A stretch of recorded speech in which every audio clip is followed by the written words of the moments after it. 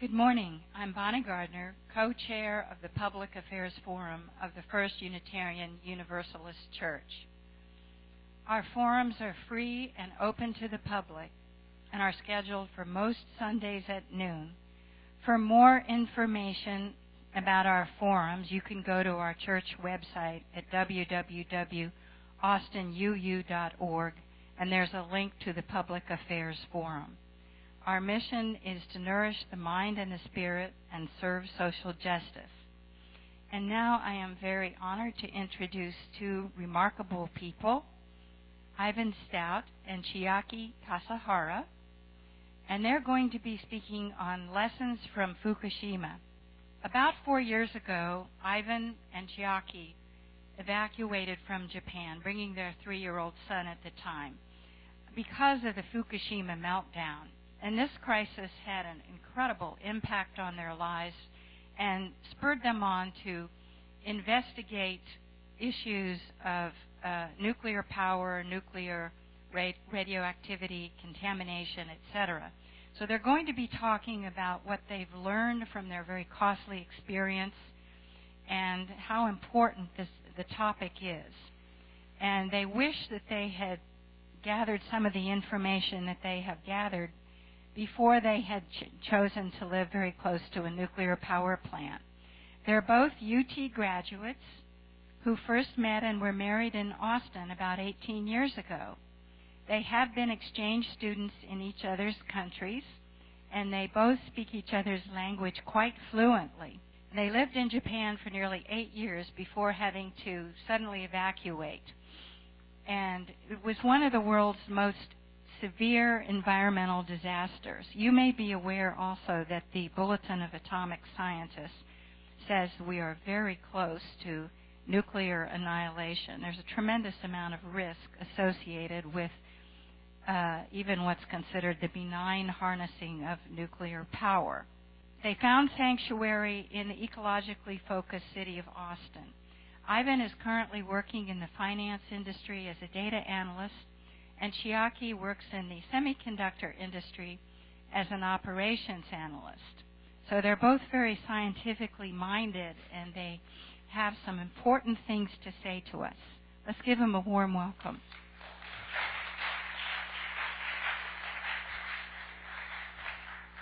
Thank you very much for that introduction, Bonnie. So I'd like to get started with a sort of introduction, kind of briefly cover the ongoing crisis, and then touch on some of the lessons we've learned from our experience. This is just a picture of our family. As Bonnie had sort of covered earlier, we met in Austin.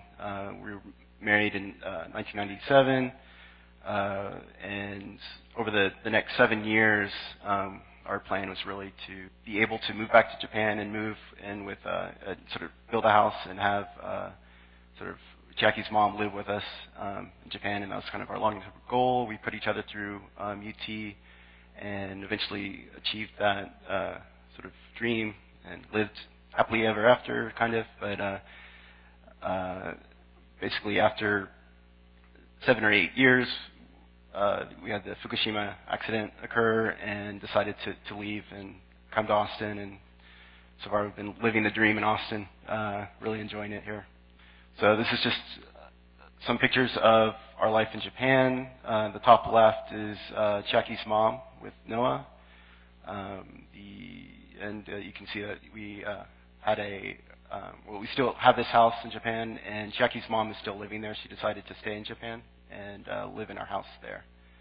This is a map from SafeCast, which is a community initiative to record radiation, and so they basically provide volunteers with these special Geiger counters that can be mounted on cars, and the volunteers drive throughout Japan, and that data is collected and made freely available to the public, and there are maps available. You can see at the top right, that's where you see the reddish colors. That's where the Fukushima Daiichi plant is located, and you can see the amount of contamination. And below on the bottom left, you can I almost didn't need to put home because you see this little glowing spot, and that's where our home is. So you can see that it's about 112 miles away from the Daiichi plant, but there is, now a clear indication of contamination there that we understand thanks to that map. So I'd like to get started. It was kind of a dreary Sunday, and I don't want this presentation to be too depressing, so I'd like to focus on some of the fortunate events that happened during the Fukushima disaster. There's actually the fuel pool number 4. You could consider these actual miracles that happened. So basically, there's a fuel pool that was directly above the fuel pool, spent fuel pool number 4, and it's usually doesn't have any water, but due to an inspection, it was filled with water, and due to a second issue where the pools are actually supposed to be completely separate. They're not supposed to drain one into the other, but there's some issue, there's some defect, and that pool is actually draining into number 4. So if you recall, there was an issue trying to keep water in that pool and prevent the spent fuel from basically catching on fire and causing major contamination. And thanks to some additional mistakes, it was almost like 2 wrongs made a right in that case, and you had these issues that resulted in water draining into the pool. And then luckily they were able to find one of these truck-mounted concrete booms, and you see these downtown, these really long booms that can reach very far and inject concrete into these buildings that they're building downtown. Luckily, there was one of those available, and they were able to eventually pump water into the fuel pool. And so that's, basically that helped prevent a much more significant amount of contamination that could have occurred. You're probably also already aware that the winds for the first part of the accident, especially after the main explosions, were pushing most of the contamination into the sea. So for Japan and the surrounding areas, that was a very fortunate thing to happen. Additionally, we were 112 or 14 miles within range of the Daiichi plant, but our home was actually less than 50 miles from a separate plant. So that plant also lost external power, and one of 3 of the generator cooling pumps failed, but they had 2 others. But I guess more significant is they had just finished raising the levees to prevent tidal wave or tsunami from flooding the plant. I mean, just really late 2010, they had raised the levees. So that was very fortunate for our case because we would have gotten a lot more contamination from that disaster if that plant had also melted down. Okay, so I guess, probably need to summarize our decision of why we left. We left our home on the 15th of March and went to West Japan, and then eventually, after a couple weeks of negotiating with my company at the time, went on to Austin. So basically, probably the first reason is, once you have a situation where the containment of radioactive material has been breached and you have an area contaminated, one of the first lessons was that our current technology to actually assess the risk, because you're not just dealing with external exposure risk, you're dealing with internal exposure risk, which depends on various factors like the types of isotopes that you're dealing with. And to really be able to assess that, our technology is just really not there yet. At the time, Geiger counters were $500 or $1,000. That's really just going to tell you if there's some kind of contamination. You really, probably want to take sample tests to see what type of contamination you have, what type of isotopes, and those usually are, around $1,000 a sample. And if you really wanted to cover your area, and then you think about the food situation and everything, our technology is just not there. Additionally, I really felt that the Japanese government and the local authorities were not forthcoming on the situation. They did not they did not admit that there was actually a meltdown until about 3 months after the event, which, if you had access to English-based news, you knew that there was a meltdown way before that. I had family members in, the U.S. that could forward me information that was more accurate than what the Japanese government was telling the population at the point. So that, to me, does not help the situation. If you can't trust the people that have authority over dealing an event like that, then you're just going to,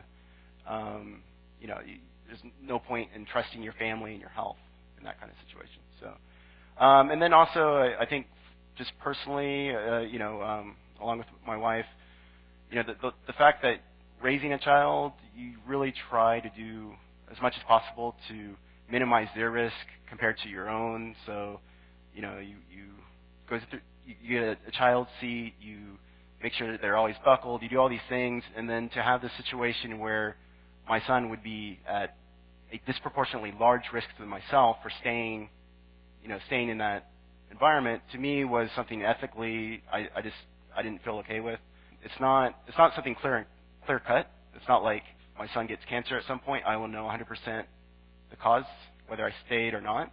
But again, as a parent, I'd like to know that I've done everything possible to give him the best chance, I guess, given the overall situation. So, sorry, this is kind of a busy slide. But I guess, some of the key things is, we had the two main explosions that were recorded on the 12th. So you had the Unit 1 hydrogen explosion, which you could kind of see.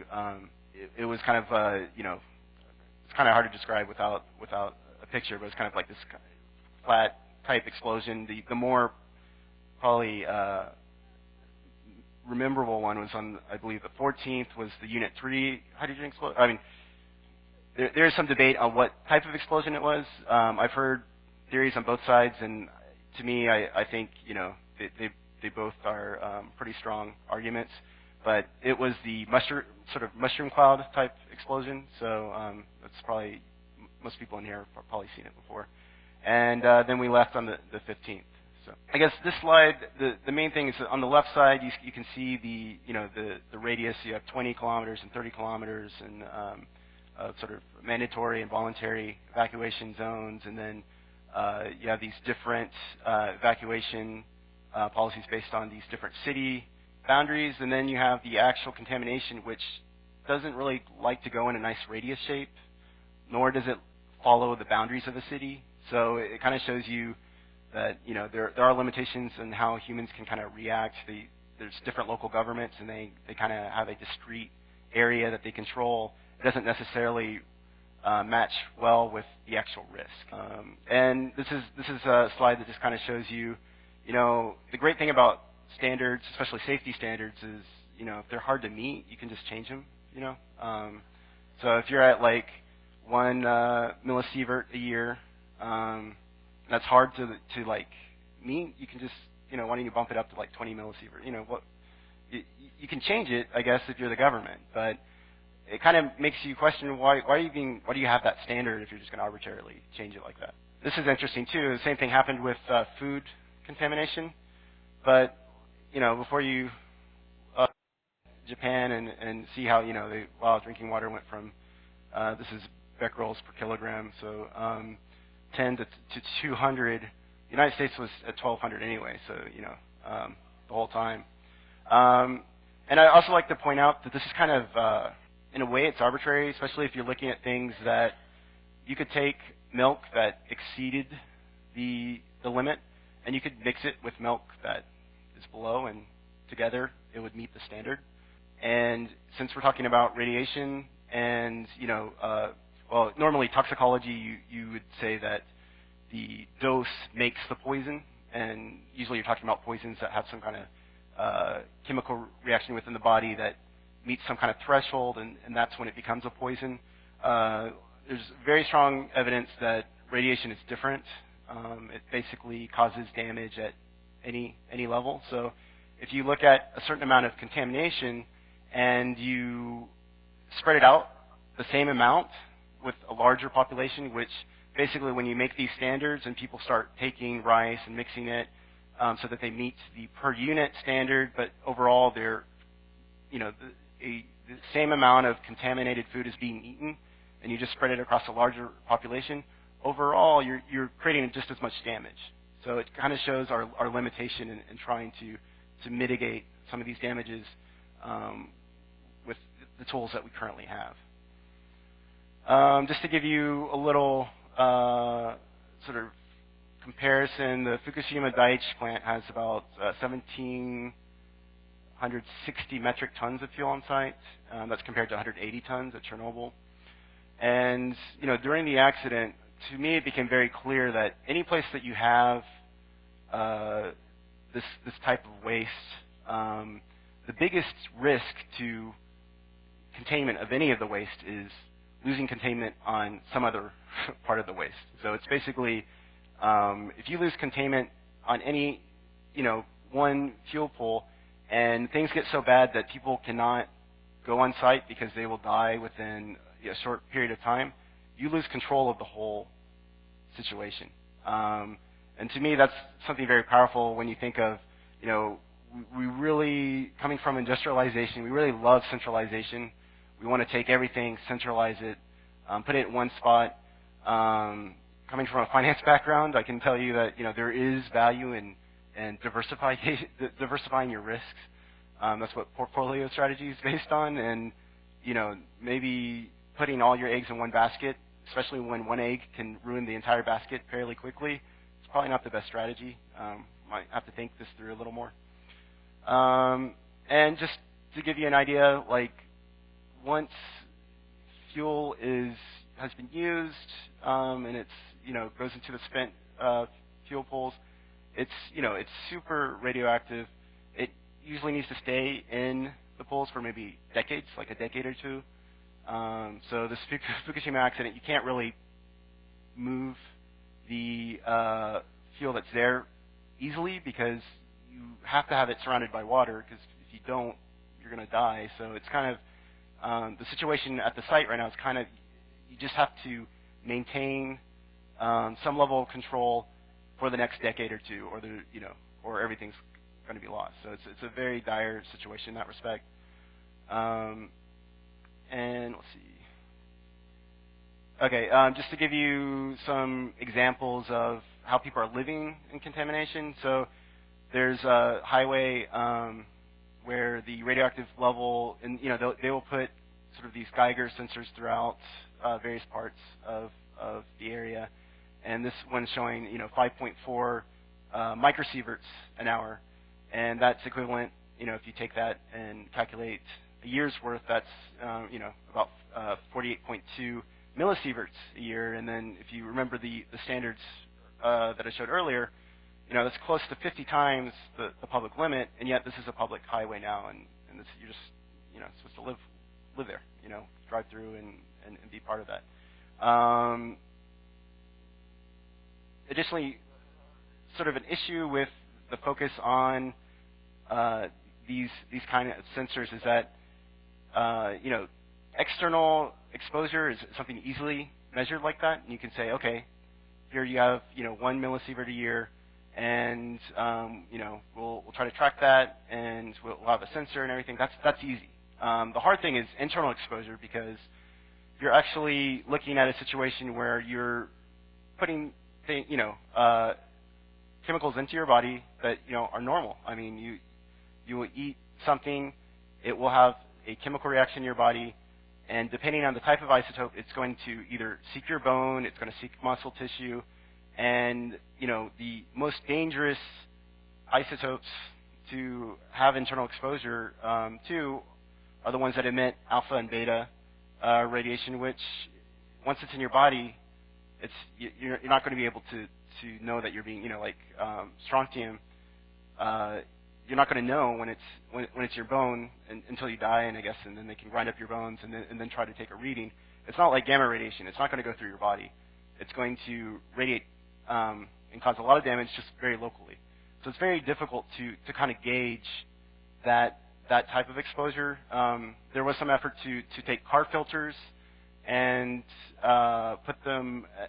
take radiographs of the car filter. So basically, they use film to measure the amount of hot particles. And they took these car filters from Tokyo, and in Tokyo, the radiation in the air was only showing maybe somewhere around, what Paris had. But the reason that it had increased in radiation is you had all these particles that probably weren't, you couldn't really measure from a distance. But when you breathe it in, depending on the size, it might get embedded into your lungs. Depending on what type of isotopes they are, they're going to interact with your body. Some will be absorbed in some tissue, and it's very difficult to measure that type of risk. And so my experience has been, when you're talking about external exposure, it's pretty clear. There are a lot of experiments. It's easy to experiment with external exposure because you can, set up the experiment in a very controlled way. But internal exposure seems like our technology is not there. It's very difficult to get some kind of realistic model of what's going on because it's a very complicated situation. So let's see. There was some research about Fukushima's butterflies. There's a species that's showing abnormalities at pretty high rate, 12%. That I guess is visible. We can't ask the butterfly how it feels, so it might be impacted at even a higher rate, but the visible symptoms are around 12%.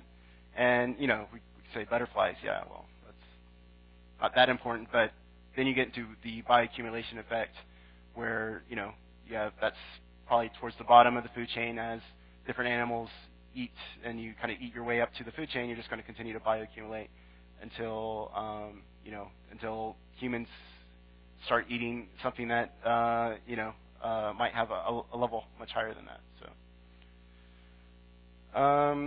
so probably the biggest issue now is the water situation. So basically, you have roughly 400 tons of radioactive groundwater just kind of flowing through the plant, and about 300 tons are ending up in the ocean.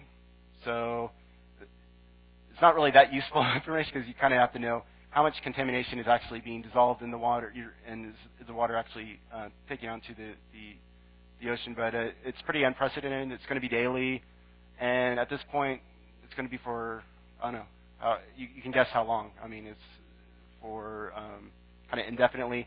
There was a plan to create a frozen wall. I think TEPCO feels maybe a little intimidated because a lot of people have said that they're not qualified to handle this kind of situation, and so they had this idea to create a frozen barrier that they would just kind of freeze the ground in between the ocean and the plant. And they did eventually abandon that, and I'm not sure if it helped their situation because it was kind of a outlandish idea. So, all right. So basically, I'm not sure if you're aware, but Japan, or the nuclear industry, it's got some fairly concentrated, component makers. So, for instance, Japan is probably the only place in the world that can make these giant steel ingots to create a uniform reactor. My understanding is Russia and China, even though it's safer to use that kind of reactor, they just kind of weld these reactors together. But in that respect, Japan does have a monopoly in part of the nuclear industry, and so it was, there is some pressure on the Japanese government to kind of, move forward with this Fukushima accident and just kind of say, it's okay, we had the accident, let's go forward with it. So there's initiatives like if you want to go to Fukushima, there are programs that they will pay you, so you could look into that. There are mass media campaigns to support Fukushima by eating the food, so you'll see these posters. However, there was this newscaster. His name is Norikazu Otsuka, and he would have this Fuji TV program, and he would eat Fukushima food. You can see pictures of it, smiling. This is delicious. You guys should try it, type thing. And he was doing that until he got acute leukemia. So, again, you can't we don't have the technology yet to say, oh, smoking gun, I can look at the analysis of, the mutations of his DNA, and I know that this is caused by this isotope, and we're not quite there yet, but it does seem like that propaganda there that in that case kind of backfired. So, okay, yes, Wade Allison. Okay. So this is, I'm not sure if you're aware, so Wade Allison is the emeritus professor of physics at Oxford University, and he has come out and said that there should be no evacuations at all at Fukushima. He said that this, that's a crime against humanity, and it's interesting because he bases this theory on the fourth bridge, where it's this bridge in Scotland, and it's an interesting story. The bridge is basically painted constantly because it's a very long bridge, and they will paint the bridge, and when they get to the end, I think it's like a multi-year process. They'll start at the end again, and it's over 100 years old, and they don't have to do anything else structurally, and the bridge looks like brand new. I mean, it's pretty amazing. You see pictures of this bridge, and it is a brand new bridge, and it's just been basically painted, and that's what's maintained it. So his take is, well, the human body must be like this bridge. I mean, you're constantly repairing yourself, and as long as you don't hit some kind of threshold, which I think this threshold is way above what's going on in Fukushima, then basically you are going to be okay. Of course, not everyone agrees with this. Dr. Keith Baverstock, who's actually an environmental scientist, so I'm sure he's taken more biology than Wade Allison has, but he just puts him off as a dangerous crank or whatever. But to be honest, to just believe Dr. Keith's words and not, because I don't know, I have this idea that a lot of people practice what I would call scientific, like faith-based science. Like you see a scientist, they say something, you're like, okay, I believe you, because they're authoritative scientists. I think you really have to go out there and, understand some of the science yourself, because that's what science is. You have to kind of understand, kind of prove to yourself. And so what I did is I took a picture of, the Wade Allison, and I compared it to the bridge, and the bridge is over 100 years old, and I'm not sure how old he is, but he definitely doesn't look as good as the bridge does. So apparently you do accumulate damage throughout your life, and you can look at, living in a contaminated area that, maybe it's kind of increasing the amount of damage over a shorter period of time. It's in a lot of ways it looks like it's making you age faster in some respects. Yeah, okay. So the banana equivalently. Yeah, so there's a lot of times you'll hear about bananas being compared to various things like, this is how many, the background radiation is equivalent to this many bananas. This is how much, if you're living in Fukushima, you'd be eating this many bananas, and it's about the same thing. And, an astronaut, it's equivalent to eating this many bananas. And, that's kind of an apples and oranges comparison, because one, you're comparing a bunch of things that, some of it is dangerous because it's external versus, an astronaut, it's only external radiation exposure. It's a lot, but it's not the same as the risks for internal exposure.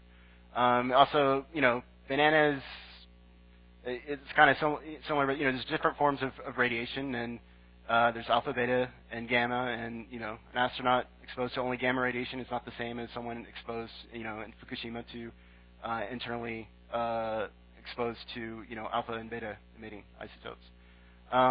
But, more importantly, it kind of ignores biology, because we've kind of evolved certain, systems and mechanisms, including what's called homeostasis, which means you eat a banana and there's radioactive potassium in the banana, and you now have more potassium than your body needs, so your body gets rid of the potassium. So, because I understand of, things like homeostasis and evolution, and those type of principles would imply that banana type exposure is going to be way less than like a cesium or a strontium type exposure that is going to accumulate in my bones and my body's not going to have a mechanism to get rid of. Yeah. So here's another thing that I've heard is, well, the tsunami was, killed over 20,000 people, and here you are, why are you reporting on this meltdown? There are 20,000 people killed, and I've, recently, like 4 years later, why are you still reporting news on Fukushima? What about the tsunami? Well, one thing is, if it's news coverage, they're reporting because there's additional developments on that issue. The tsunami happened, and then there weren't the developments that you had on this nuclear plant that there will be probably for the next decade or two. So you probably should get used to news continuing to come out of that situation. Also, you say 20,000 people were killed by tsunami. It's very easy to confirm that number. The impact of the Fukushima accident is going to be more difficult to really understand and to assign blame for. I mean, I could take a poll and say who has, or knows someone who has gotten cancer before, and I'm pretty sure most of the hands would go up, but I could ask, okay, how many people know the exact cause of that cancer? I don't think we are at that level yet. And it's kind of unfair to say, well, a tsunami kills people quickly. Radioactive contamination damages people over a long period of time. You can't just say one damages and one doesn't. To me, it's kind of a strange comparison in that respect. And in fact, there's the lifespan study, which is based on the hibakusha, or the people exposed during the nuclear atomic bombs in World War II. And we are just getting to the point where we're kind of seeing the peak of the illnesses that they've experienced above, sort of the control population.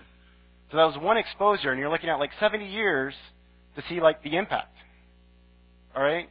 Chernobyl, we're only like a quarter of the way, and it's a contamination situation, which means people are getting exposed over a longer period of time. And so it's going to take even longer. So it's like we're just getting into the situation. It seems really difficult to or a little premature to claim, mission accomplished, we understand everything now. I think, this is going to be a long process to actually understand the impact. And then, I don't know, to me it's just strange, the using the tsunami and saying, well, the tsunami was way worse, so why are you talking about the meltdown? Well, I mean, one thing, I'm sure if you ask any Japanese person, the meltdown happened at the worst possible time, right? After a tsunami, after you should be, spending resources helping people, picking up the bodies of the deceased and, providing them the respect they need, to have this happen when it happened, I think it makes it way worse. So to say that the tsunami was, a bad thing, so you don't have to worry about the other bad thing, when the other bad thing just made the whole situation way worse, to me is just kind of a strange sort of line of logic. I guess I do, and I came to the sort of earlier presentation for Karen Haddon, and I was kind of a little amused that you still hear people say, well, okay, if we're not going to go nuclear power, we're going to have to go to coal. And to me, it's like, I look at the data, it's like any nuclear plants in 2014, we didn't put any coal plants in 2014. Coal is not the alternative anymore. If you look in the United States, it's natural gas. So if you're going to make a comparison and say, okay, well, we're going to have to use more natural gas plants, I think that's where the discussion needs to go. Otherwise, we're kind of stuck in the past. And, for someone who kind of keeps, listening in on the debates, it's kind of annoying to see that same point over and over again when it's no longer relevant, it seems like. In 2014 was the first year of what some people are calling carbon decoupling. So it's basically global economy grew 3%, and carbon emissions stayed at 2013 levels. That's also, that's during a period when Japan had all, the 50 or so remaining reactors shut down. So you went through this period of a lot less nuclear power, and yet here we are, starting to see our carbon emission situation, getting somewhat controlled. And then you can look at just the progress of renewable technology. You look at, over 30 some odd years, going for almost 200 times cheaper for photovoltaic, and then 20 times cheaper for wind energy. I mean, those technologies are, it's amazing to see the progress of those. And in fact, I kind of put this slide together because I do come from an economics background. But so basically, on the bottom left, you see sort of a correlation, or you see the sort of more monopolistic technologies and more centralized technologies versus decentralized, more free market technologies. And so basically, in economics, you do have something called a natural monopoly, and so the more fixed cost associated with some kind of capital investment, the more monopolistic, or the more it will have a tendency to become a more monopolistic market. So you can see, nuclear is extremely expensive. It has to work in a very centralized government. You basically have to have the government vouch for and cover any damages, or just really socialization of the risks of an accident.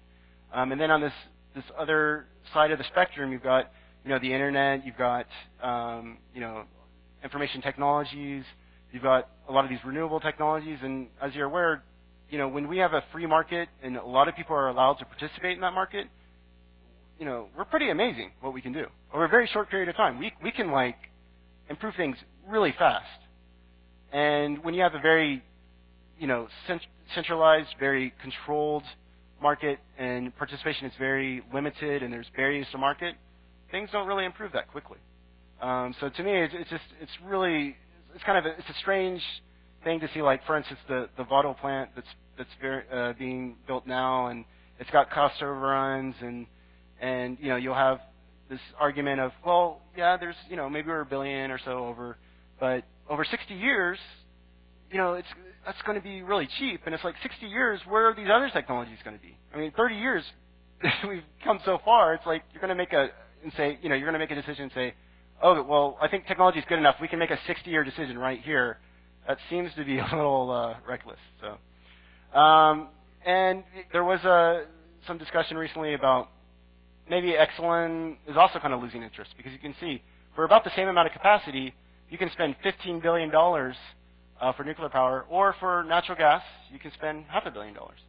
And if you look at raising money, if you look at the risks that a corporation has to make, maybe we're headed for that kind of direction. So, also, I own a Nissan Leaf, and one of the things that I've heard is, if you drive an EV, you have to support nuclear power, because otherwise, all your electricity is going to come from coal, and you've got a coal running car. It's meaningless. But half of our fossil fuel use is transportation. So just completely going to nuclear power is not going to solve our fossil fuel usage problem. We will have to move our transportation to using probably batteries at some point. And to be able to do that, you're going to need super cheap batteries to be able to do that economically. If you get super cheap batteries, then you can use that for your renewable energy investments. So it's almost like a self-defeating argument in that respect. Yeah. So yeah, sometimes you hear that dams are more dangerous than nuclear power, and we have dams, therefore we should build nuclear plants because dams kill more people than nuclear plants. To me, that argument is kind of convoluted in some points, because a dam is created to control flooding. Dams have existed for hundreds of years, and if you build a dam that causes flooding, which was the case in I think it's Bangkal Reservoir dam failure, maybe you didn't build a dam. I mean, if your dam causes flooding, you built a flood-generating device. It's not a real dam. I don't think that's a right way to measure the purpose of a dam. A dam controls floods. Over the period of the dam's existence, designed correctly, it should decrease the amount of deaths caused by floods. If it has more deaths caused by floods, I don't think you created a dam. I think you mislabeled what you created there.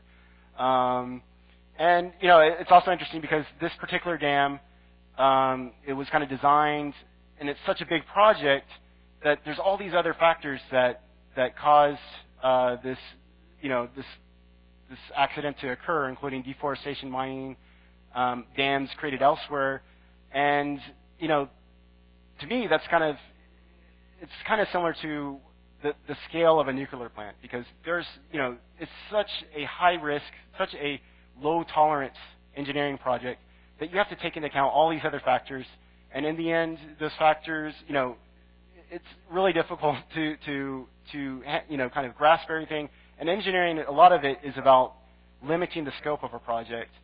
And if you have an engineering project that you're not allowed to limit the scope, maybe it's a little too much.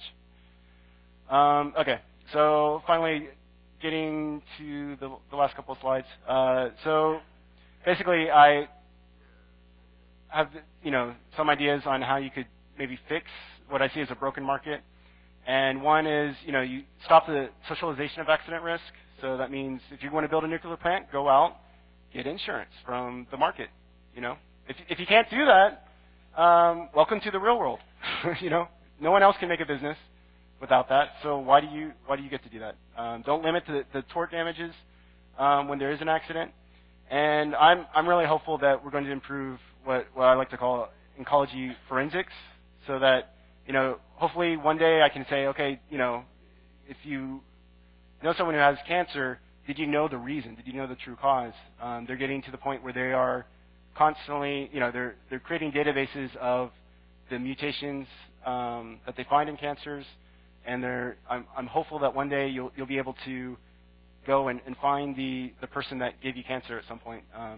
That would be very nice indeed. So, and I'm sure the industry is the nuclear industry is very keen on hearing what I have to say for them as far as advice. But I think that I would say I was pro-nuke when I moved to Japan. Even after the accident, I really wasn't making a decision on how I felt about nuclear power. But it was the people like the Wade Allisons, the physicists who go out and they go beyond, and they kind of act like high priests in science and say, well, I'm a scientist, therefore whatever I say is science, and that's just not the case. That didn't mesh well with me. And then there's also what I like to call the argumentation portrait. So when the accident happened, I got an email from my company saying that, basically, here we have an expert. He says there's no risk of a meltdown. Okay. But if there is a meltdown, there's zero risk of radiation escaping. And so, there's actually, it's like, they create these nested arguments, and every argument is absolute, and yet if one argument gets, no longer applies, go to the next one. And to me, that's not very scientific. To me, it's more of a religion than a science at that point. So, the internal exposure versus external, and just like things like homeostasis and bioaccumulation, and just when arguments are made that just kind of ignore that, to me, it's very hard for me to take it seriously.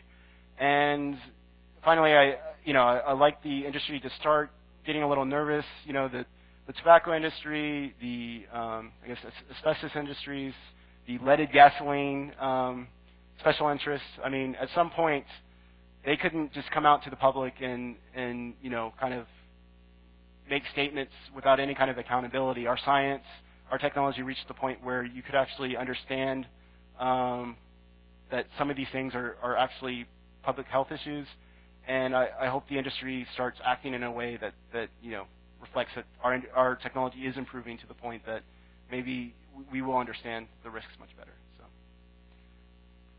thank you. All right. Wonderful. And now we'll go to our question and answer segment, and we will begin taking questions. Would you raise your hand if you have a question?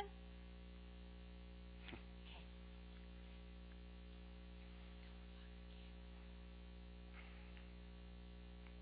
Would you say your name, please? Ivan, you said a figure about fuel stored on site versus Chernobyl's.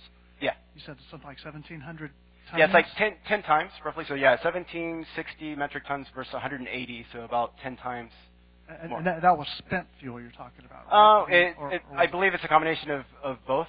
But, the spent fuel is much more dangerous than the unused fuel. And I mean, it kind of makes sense because, Fukushima happened after Chernobyl, and all the fuel that's ever been used at Daiichi is on site. So there's a longer period of time. So the longer a nuclear plant, the same thing as in the United States, the longer it's in operation, the more fuel is actually on site. Okay. And did they not have a program of taking it off site? That's a little. Well, I've noticed that the industry as a whole is very optimistic. So I think that they were looking for programs, and I have listened to some of the discussion of their ideas of maybe you could take it to Mongolia and bury it because Mongolia is not very populated, and other very responsible approaches. But there's two problems. One is there isn't a clear strategy. Two, the fact is there's a lot of fuel you just can't move for the next couple of decades. You just can't move it. I mean, you could put it on a truck, and you could drive the truck, and then the people in the truck would die, and you'd have to replace the drivers, and it just would be a mess. So, We have a question from Tim Mahoney. The Chernobyl metaphor, I understand that there's an area of like 300 square miles around Chernobyl, something that happened 20 years ago, that's still uninhabitable. Over the next, since this is, Chernobyl was a single incident that happened, and you're talking about something that has 10 times more the fuel that was there over a 10 to 20 year period. I mean, does this have the potential, well, it has the ongoing potential to poison our food supply in the Pacific, but does it have the potential to make Japan uninhabitable? There was a lot of concern over the reactor 4 spent fuel pool because there's some discussion was that the building was actually listing over, and so there was some heroic effort to move the fuel out of that spent fuel pool. And but the discussion was that, well, I mean, there are some people who think that if the wind wasn't going east at the time, if it was going the other direction, Japan would have been split in two. Additionally, if the spent fuel pool or if the whole site had basically been abandoned because of some incident, then that has been the level, the scale. And the hope now is that they've moved the fuel out of that one pool. They can't move it that far because it's still very hot, but so it's still on site, so it's still an issue. But the hope is that they're kind of hanging by their nails and they can just hang for another couple decades. Then maybe it's okay. It's a I don't know. It's a big unknown. I think you're right. There are a lot of concerns, though. I think the biggest concern is you have a company that's kind of responsible for the accident, still kind of trying to take care of the situation, and I think it should probably go to an international body at this point. We have about 10 minutes left. Would you say your name, please? John, Warden. Question for you and Jackie both. I'm interested in the shaping of Japanese opinion since the accident. How would you just describe generally the spectrum of the media and have more alternative voices emerged? Yeah, I mean, in Japan, you didn't really see political protests that much, if ever. And after the accident, you saw a lot of protests. So I think Japanese people, especially, I would say the younger, but there's older people as well, are feeling like they have to take more responsibility politically. And in Japan, my experience has been very standoffish. People haven't wanted to participate as much. So I think that's a very positive development. And we have mainly anecdotal evidence of just different various situations. So it's kind of hard to judge things as a whole. I mean, we have friends. Chiaki has a friend that she wanted to have her son not live there, and so she moved to the west part of Japan, using her own money because her husband thought she was crazy. And so you have a lot of divorces over the issue. So it's I think it's really hard at this point. It's probably too early at this point to really see, other than I think there's a lot more participation, a lot more people wanting to be part of the debate because they feel like they're being directly impacted. And then you do have these kind of weird cultural things are, now a lot of families, the children always eats different food than the adults because they make sure the food is coming from a more safe source. So, okay. I got mass media. Mass media is still kind of same thing going on. The government's pressuring pretty hard on a big mass media that I don't think most of Japanese people getting. If they, especially like older people, tends to go to just watching TV, big, newspaper, then you're probably not gonna get in the correct information. On the other hand, like younger generation, they go to internet and then they have more access to different type of information that they can. And then actually, I think they actually decide what they want to do with their life, so that some people decide to move to west part of Japan for the, to protect their children, or even by themselves, even just adults who doesn't have kids.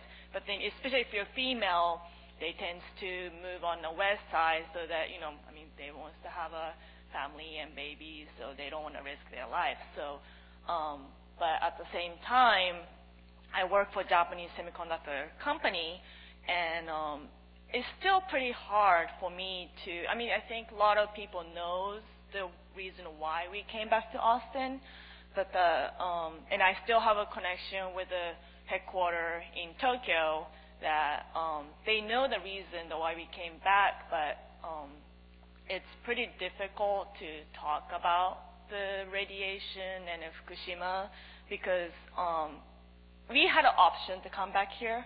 We had an option to come back to Austin, but then most of the people, like my friends or family, they just don't have a choice. That's their home life.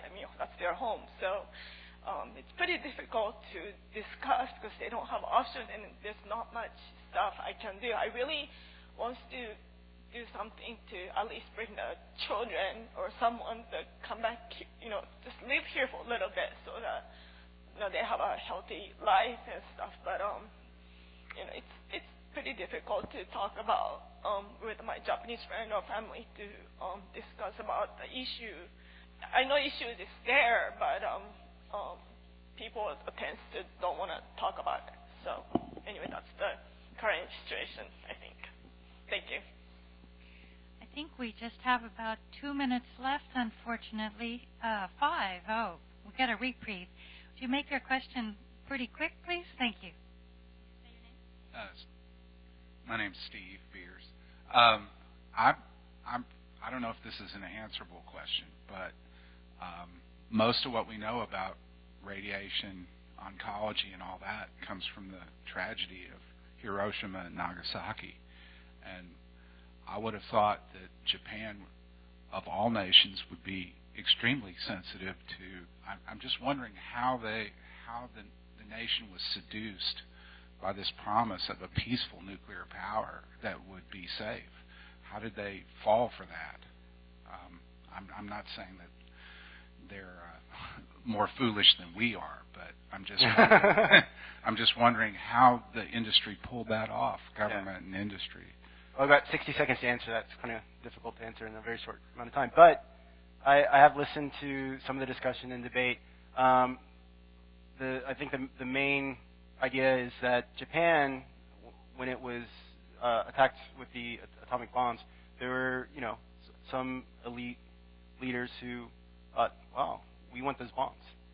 So to think that Japan had its peaceful nuclear industry for peace purposes is actually, a lot of people doubt that. There was an attempt for Japan to get nuclear weapons, and that was the driver behind a lot of the push. Now, you could say, why did the general public go along with it? Well, like I said earlier, the general public tends not to get too involved with politics, and so I think that was a contributing factor. But yeah, it's heartbreaking to see some of the hibakusha who have talked against nuclear weapons for all this time because they were victims, and then they see this happen to their own country and committed against their own countrymen. It's very heartbreaking for me to see that, and I'm sure it's devastating to them. So some things you can't. There is an answer. I guess it comes down to the flaws of humanity, and hopefully we can rise above them. We have one last quick question. Tom Benson.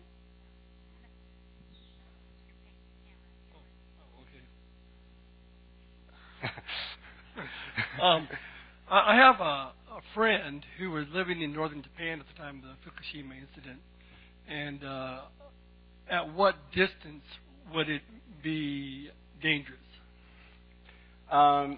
Well, because radiation isn't like a regular poison, the answer is any level will cause damage to your body. How much damage do you want? And to be honest, I couldn't answer that question for my own family, and so I don't know if we're going to be safe. I don't know if we're going to be in danger. So I decided to leave the situation because to me, it can't be answered. The way you answer it is you live there, and if you live maybe a normal level quality of life, then maybe it's okay. That's the level of our technology. We can't assess that. Or you can create a model like Wade Allison has based on a bridge, and there is no danger, and so don't evacuate anyone. There's a wide range of